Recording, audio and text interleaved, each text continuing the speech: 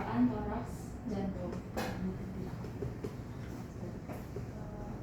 Selamat pagi Pak, perkenalkan saya Dr. Cecilia yang akan bertugas di klinik pada hari ini. Benar dengan Bapak bla bla dengan umur bla bla bla dan tinggal di Cinere. Ya benar, sesuai dengan rekam medik ya Pak. Pada hari ini saya akan menjalankan pemeriksaan pada pada dada dan jantung Bapak. Pemeriksaan ini tidak menyakitkan, tetapi mungkin kurang nyaman karena saya akan meraba dada dan menggunakan stetoskop pada dada Bapak. Apakah Bapak bersedia? Terima kasih Pak, silakan menuju ke meja auskultasi. Ke meja pemeriksaan. Sebelum melakukan pemeriksaan, saya akan mempersiapkan diri dengan mencuci tangan 6 langkah dari WHO dan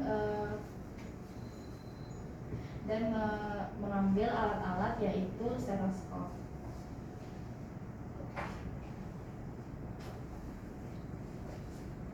Selanjutnya untuk pemeriksaannya akan dimulai dengan inspeksi, yaitu inspeksi pada dada.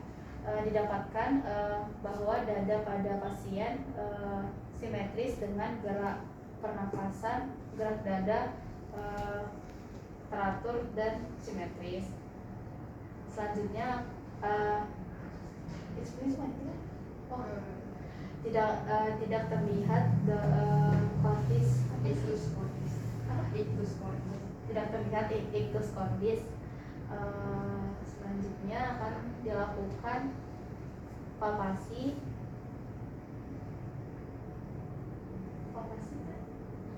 Lanjut tadi dulu, nanti kan dievaluasi. Selanjutnya akan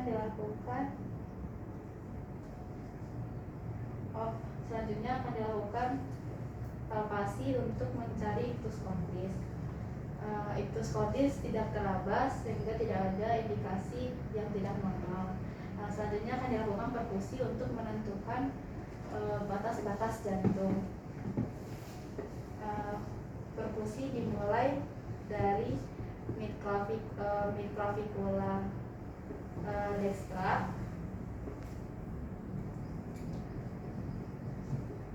Midclavicula dextra ICS 2.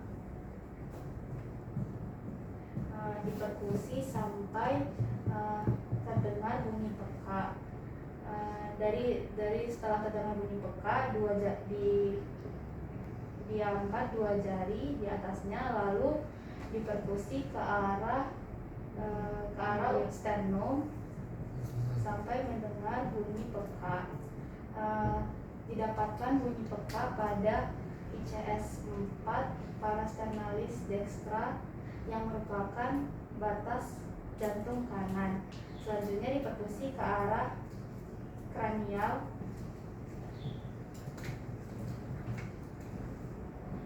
sampai terdengar bunyi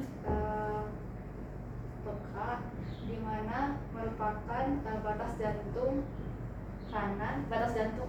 atas jantung kanan pada ICS 4 parasternalis dextra. Selanjutnya dari midclavicula sinistra dilakukan perkusi sampai mendapatkan batas kiri paru.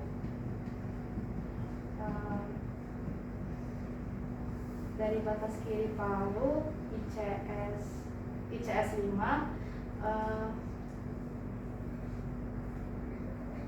dari ICS 5 dilakukan dinaikkan 2 jari, lalu dilakukan perkusi ke arah sternum sampai terdengar bunyi peka. Terdengar bunyi peka yang merupakan batas bawah jantung kiri pada ICS 5 parasternalis sinistra. Lalu dilakukan perkusi ke arah kranial sampai terdengar bunyi peka yang merupakan batas atas jantung kanan pada parasternalis sinistra ICS 3. mendapatkan batas-batas jantung normal, lalu akan dilakukan auskultasi untuk mendengar katup-katup jantung.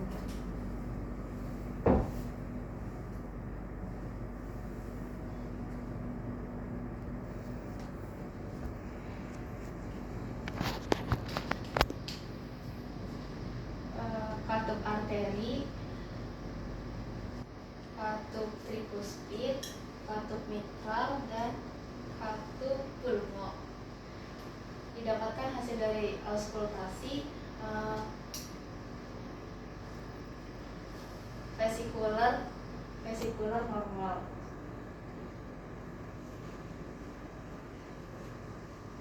Baiklah, pemeriksaan telah selesai. Bapak bisa kembali, silakan menggunakan baju kembali dan Bapak bisa kembali ke meja konsultasi. Baik Pak, pemeriksaan telah selesai. Saya tidak menemukan adanya indikasi penyakit pada pemeriksaan hari ini. Seluruh hasil pemeriksaan akan saya catat di rekam medis, dan terima kasih atas kerjasamanya. Bapak bisa meninggalkan ruangan sekarang. Saya akan menutup pemeriksaan ini dengan melakukan cuci tangan di masyarakat WHO.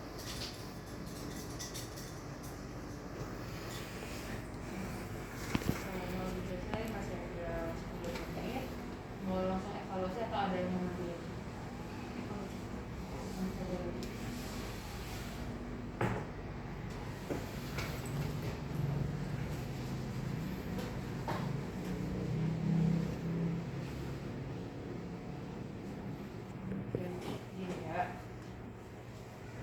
Jadi yang pertama, langkah awalnya udah benar. Sebelum melakukan pemeriksaan cuci tangan udah benar. Kemudian yang pertama, pemeriksaan pertama itu adalah inspeksi. Inspeksi itu dasarnya untuk mengamati antara dada kiri sama kanan. Kan berdiri di sebelah kanan pasien. Ataupun ada beberapa dokter yang menyarankan berdirinya lurus dengan kepala atau lurus dengan kaki. Jadi kelihatan jelas kanan kiri, ada yang ketinggalan nafas atau tidak. Kemudian adanya ictus cordis. Ictus cordis itu pada dewasa itu di interkostal 5. Kalau mau gampangnya, interkostal 4 itu lurus dengan midfoot. Berarti interkostal 5 di bawahnya. Kemudian ictus cordis itu sedikit 2 cm lebih medial. Jadi di sini. Jadi pada beberapa orang dia duduk aja tanpa perlu dipalpasi udah kelihatan. Kemudian kalau nggak keraba, lanjut ke palpasi. Oh ya, inspeksi juga untuk mengamati adanya kelainan kayak pectus carinatus, pectus excavatus, dan Verocet. Itu di hafal namanya sama bentuknya bagaimana. Misalnya pectus carinatus itu bentuknya seperti paruh burung. Paruh burung. Ada kok di kita. Kemudian rasio antara transversal ini, bidang transversal dengan anterior posterior harus 2:1, ini 2:1. Karena pada kasus barrel chest, dada seperti bentuk tom ini, dadanya kan cembung. Jadi ininya 2, ini juga 2, sama rata, jadi tidak normal. Kemudian palpasi, karena tadi inspeksi itu tidak terlihat adanya ictus cordis, jadi di palpasi di interkostal 5. Jadi di sini, bisa di sini, bisa di sini. Kemudian kalau misalnya terasa, dijelaskan ictus cordis seraba kuat atau lemah. Kalaupun tidak terasa, bilang saja ictus cordis tidak terasa. Kemudian perkusi tadi posisinya udah benar. Cuma tadi yang kulihat menentukan batas jantung kiri itu dimulai dari linea axillaris anterior, bukan dari mitral fibula. Kemudian dan menentukan batas kanan bawah itu dari interkostal 2. Nah, interkostal 2 ini lurus sama bagian sternum yang menonjol. Jadi ketika diraba yang paling menonjol itu, nah lurus dari sini itu adalah interkostal 2. Mulai palpasi sampai dari skill yang dari kelas-kelas yang lain, rata-rata di interkostal 6 itu udah redup, jadi naik 2 jari, berarti di interkostal 5 di perkusi ke arah medial. Nah, di situ batas kanan bawah. Kemudian naik ke atas sampai interkostal 2, di situ batas kanan atas. Kemudian yang kiri, kalau kiri itu batasnya batas di bawah. Nah, kalau yang dari ICS 2 ke didapati redup itu pinggang jantung batas atas. Itu apa? Pinggang jantung. Terus oh ya, di kelas kalian ada diajarin enggak konfigurasi atau kontur jantung? Jadi gimana? Cara menentukan kalau nggak diajarin.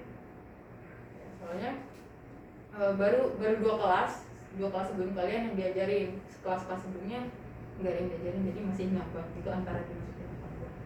Jadi kita skip aja. Kemudian auskultasi, tadi kan bilangnya vaskular ya. Kalau vaskular itu pada pemeriksaan paru. Sementara kalau pada jantung, auskultasi itu untuk mendengarkan bunyi dari katup-katup jantung. Yang pertama itu di interkostal 5, di bawah nipple, lurus dengan garis clavicula.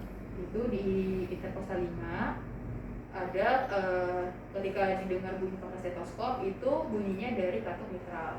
Kemudian yang kedua naik ke interkostal 2 di parasternal sinistra, itu bunyi jantung dari katup pulmonal.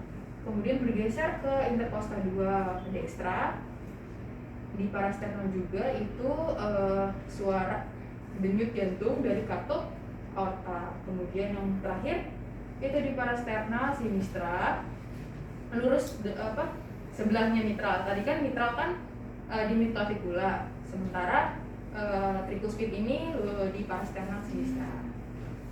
Tapi sebenarnya kan tricuspid ini 3 katup, berarti di sini 5, 4 juga bisa di sini. Cuma biar lebih gampang diingat, di sebelahnya mitral.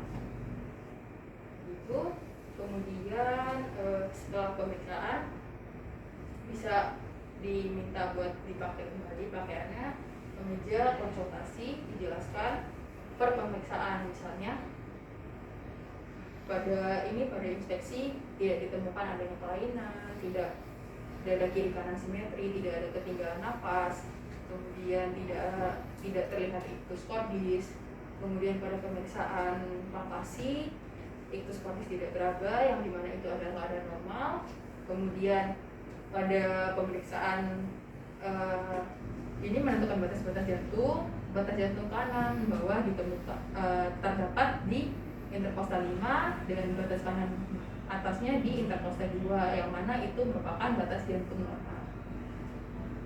Kemudian auskultasi itu semuanya terdengar dari katup-katupnya yang mana itu normal.